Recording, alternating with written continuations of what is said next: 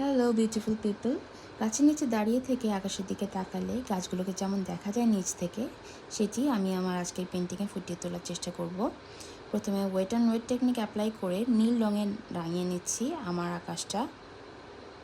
আমি ইচ্ছা করেই কিছু জায়গা সাদা রেখে দিচ্ছি আকাশের মেঘগুলো বোঝানোর জন্য।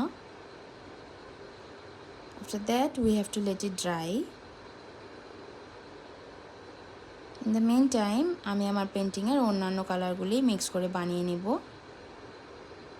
ফার্স্টেই আমি একটি ওয়ার্ম ইয়েলো, দেন অরেঞ্জিশ ব্রাউন, দেন ওয়ার্ম গ্রিন, তারপর ডার্ক ব্রাউন কালার মিক্স করে বানাচ্ছি।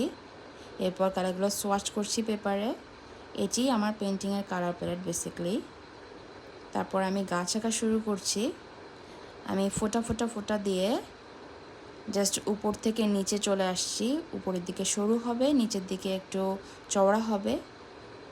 এভাবে একটু জায়গা রেখে রেখে গাছের শেপে মাঝখানকে পয়েন্ট ধরে আমি চারপাশে ঘিরে গাছগুলো এঁকে ফেলছি। এরপর আমি ডার্ক ব্রাউন কালারটা দিয়ে গাছের কাণ্ড এবং ডালপালা এঁকে ফেলছি।